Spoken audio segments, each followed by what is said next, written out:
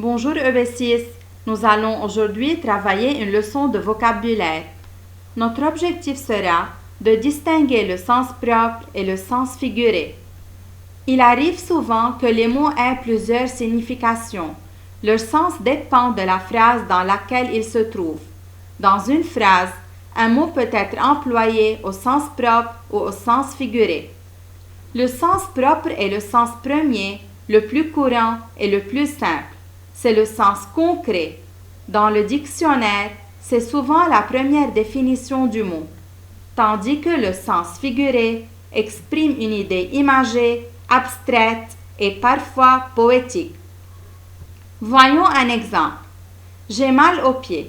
Dans cette phrase, le mot pied signifie la partie du corps située en bas de la jambe qui sert à marcher.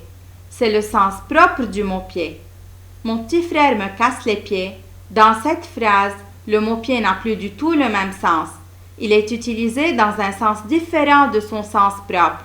Cette fois, il est utilisé dans l'expression me casse les pieds qui signifie m'embête. C'est le sens imagé et abstrait du mot pied. C'est le sens figuré du mot.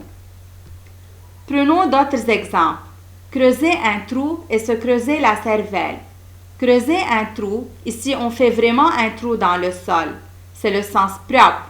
Tandis que dans l'expression se creuser la cervelle, on ne fait pas de trou dans la tête. C'est une expression imagée pour dire réfléchir beaucoup. C'est le sens figuré. Prenons d'autres exemples. Cette sauterelle est verte. Il a la main verte. Dans la première phrase, le mot verte se rapporte à une couleur, tandis que l'expression il a la main verte est une manière imagée de dire qu'il est doué dans le jardinage. Il existe des centaines d'expressions au sens figuré. Voici quelques-unes. Casser les pieds veut dire être pénible. Être muet comme une carpe, ne pas parler.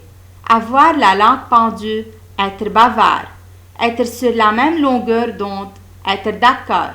Mettre les pieds dans le plat, parler d'un sujet qui peut fâcher. Ne pas lever le petit doigt, ne pas intervenir. Remonter les bretelles, gronder quelqu'un. Retourner sa veste, changer d'opinion ou d'avis. Se serrer les coudes, s'entraider. Tirer les verres du nez, interroger quelqu'un. Vendre la mèche, trahir un secret. Tourner autour du pot, hésiter. Merci EB6 et bon courage.